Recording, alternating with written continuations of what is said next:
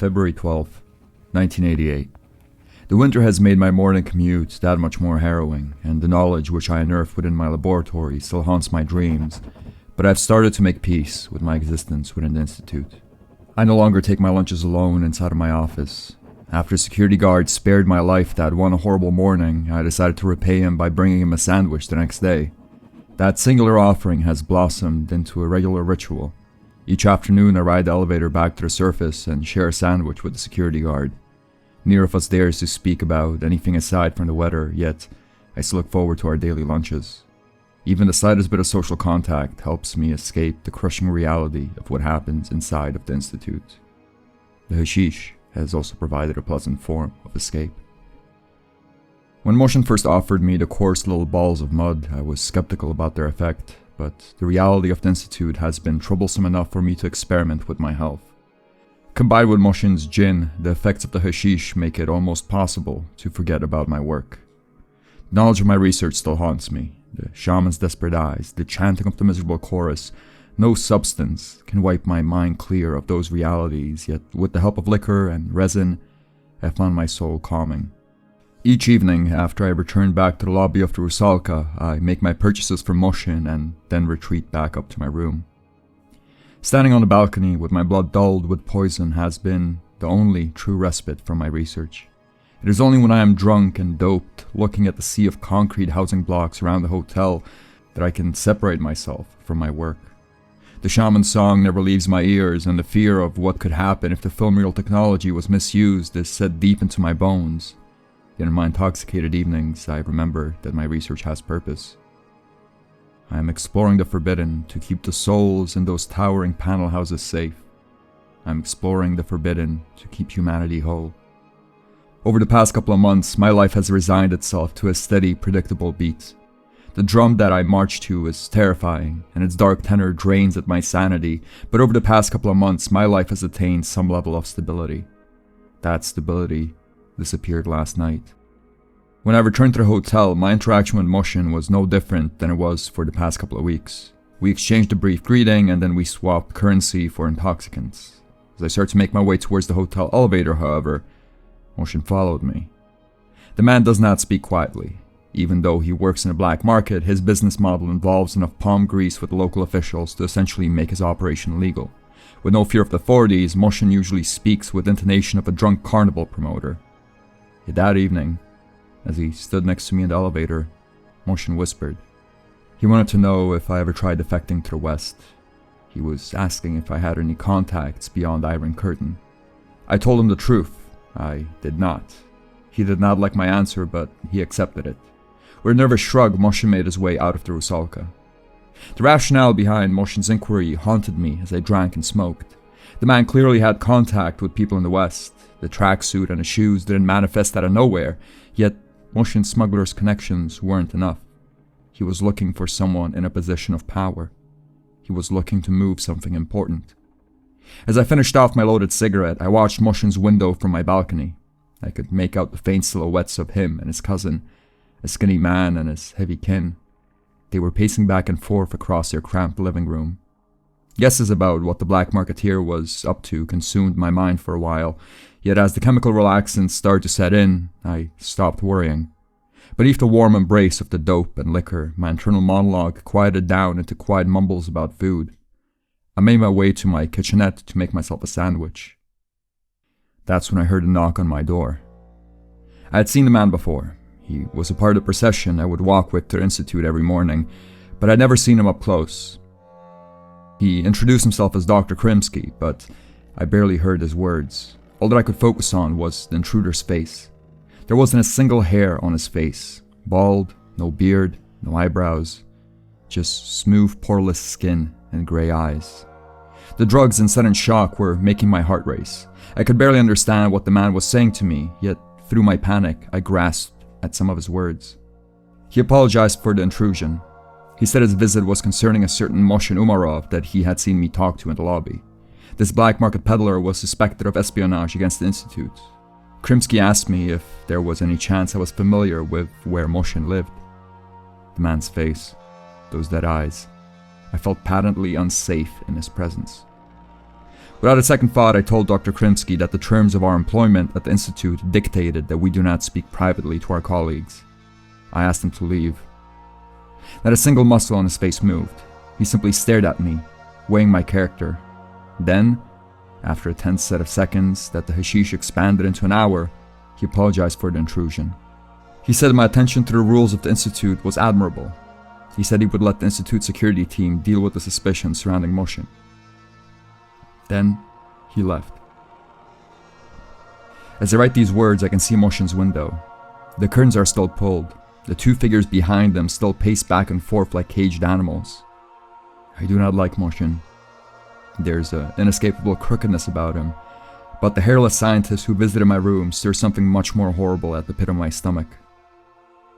Tomorrow, after my shift at the Institute, I will try to visit Moshin and find out whether the accusations of espionage are accurate. For now, I will simply dull my mind further.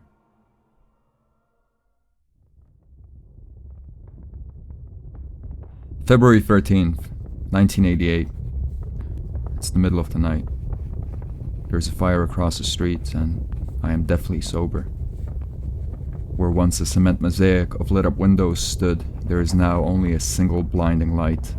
Sharp claws of flames dig up at the night sky, and I can't look away. I tried helping.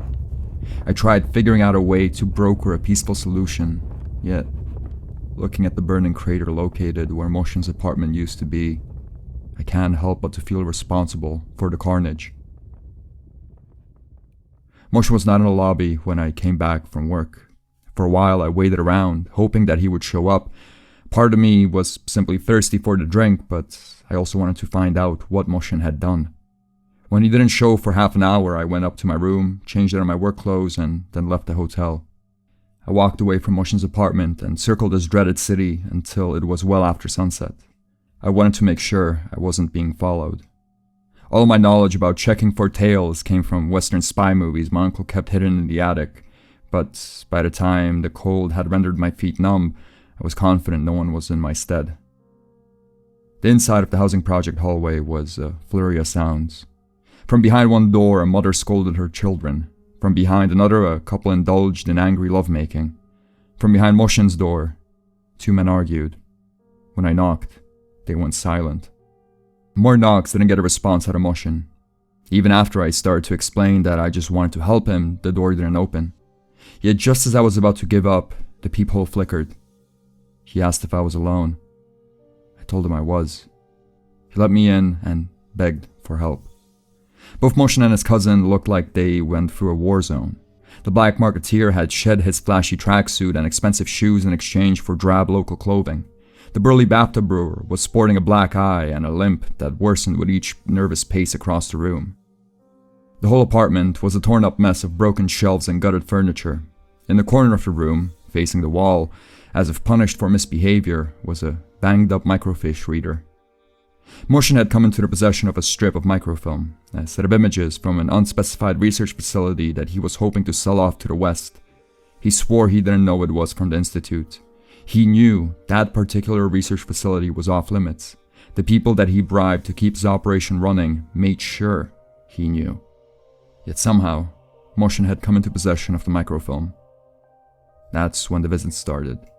Members of the city council, the local police, competitors, and illicit trade, Moshin's base of operation was visited by all the people he had bribed to make his business possible.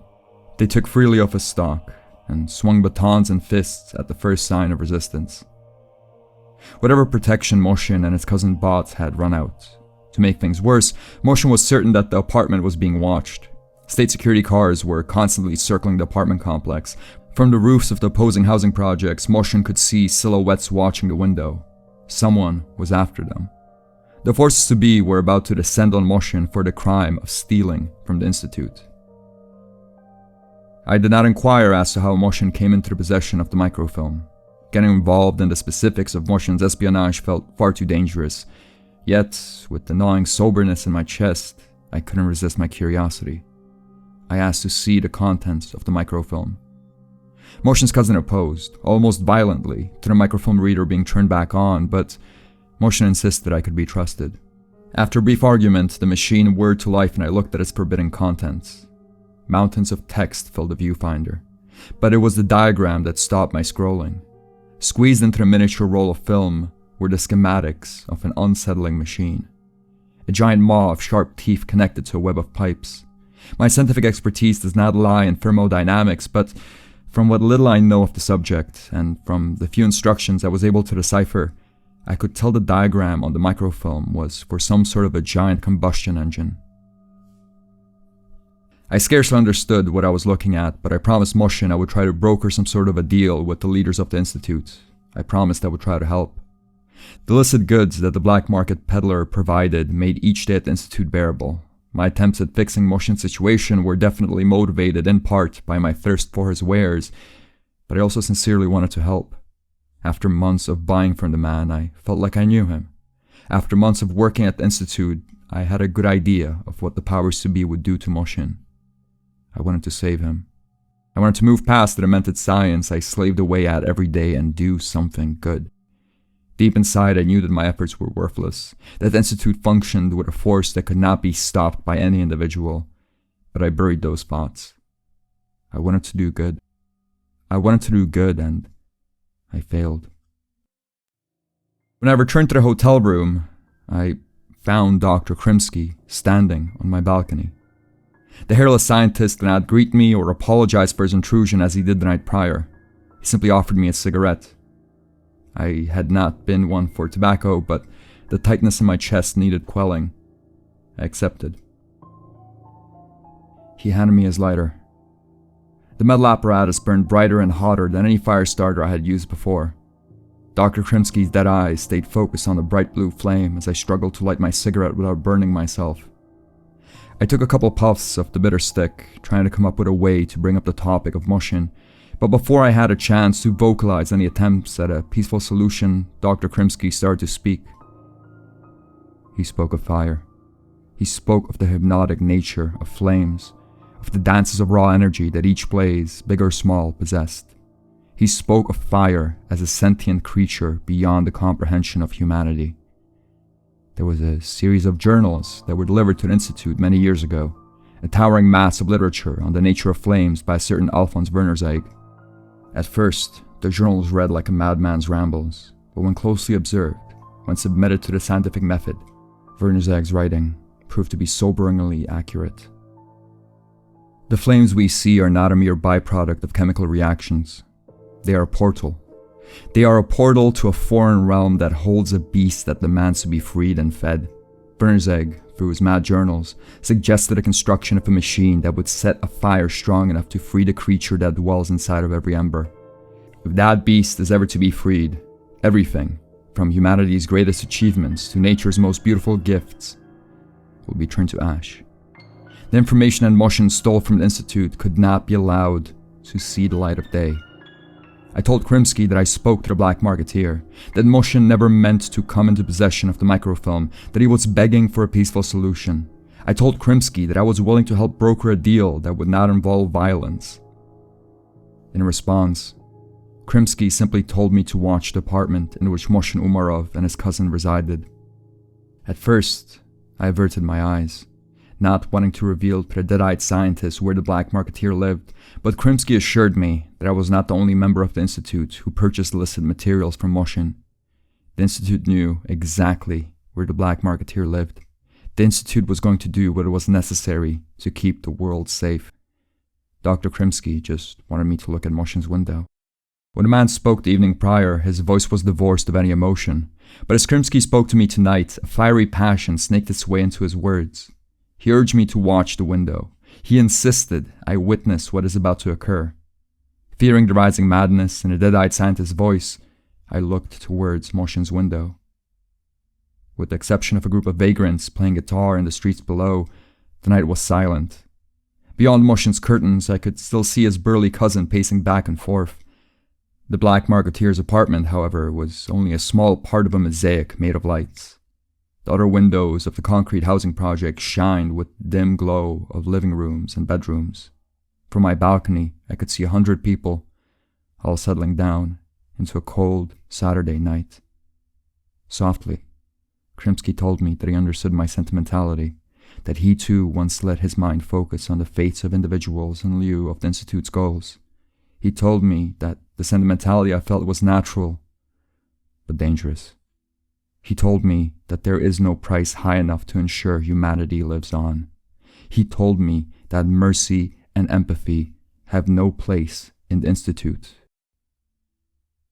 Then an explosion lit up the night. The blast was brighter than the sun and louder than anything I could conceive of. I wanted to retreat to my room and hide from the rain of broken glass and debris, but Krimsky wouldn't let me. Even past the chaos and the flames and a barrage of concrete shrapnel, I could feel his cold hands on my face. He was screaming. He was screaming at me, demanding that I look into the flames. The explosion had bitten off most of the building. Where Moshin's apartment once stood, there was a jagged crater filled with fire. The flames licked at the night sky, grasping for more oxygen, spreading towards the rest of the building. Yet inside of that inferno, there was something else. Two big balls of light stared back at me from the bright blaze. There was something alive in that fire, something that could see me, something that held nothing but hatred for me and my kind. The burning creature stirred in the crater, clawing at the black night with its blinding claws, but soon enough, as the initial chemical force of the fire started to wane, the beast disappeared. The street below us was a pandemonium of wails and sirens, but a dead-eyed scientist spoke calmly once more. The explosives burned at a mere fraction of the machine that Werner's egg suggested. Had the microfilm made it past the Institute's sphere of influence, had the forbidden schematics been put to use, humanity would be no more. For months I have worked at making my presence at the Institute bearable. For months I have chipped away at the insanity of my circumstances, hoping that I could unearth at least a twinge of stability. Yet as I sit here, sober, watching the remnants of flames eat away at a building hundreds of innocents once called home, I realize there is no sanity to be found. I mourn for Moshin and his cousin. I weep for the innocents who unwittingly became collateral damage. I curse the people who have allowed such senseless bloodshed. Yet beneath all that pain and sorrow, there's an even more torturous sensation. I know Dr. Krimsky is right. I know that the Institute is right. If the beast that hides in the flames was allowed to enter our realm, humanity would cease to exist. The destruction is brutal and inhumane, but the alternative, the idea that the schematics might have fallen into the hands of powers that would misuse them, to not act would be the truly evil thing to do. The Institute must send out a clear message. It must rule with fear. No amount of suffering can outweigh the price humanity would pay if any of the forbidden knowledge studied in the Institute would reach the light of day. The thirst crawls through my throat. My lungs desperately demand a breath of calm, but I have nothing to dull my senses. I could go out into the streets. I could venture forth and search for liquor and drugs among the vagrants, but I know I cannot. It is late. The hotel sirens will soon wake me. I must sleep. I must sleep so that tomorrow I can continue my work in the United People's Institute of Science.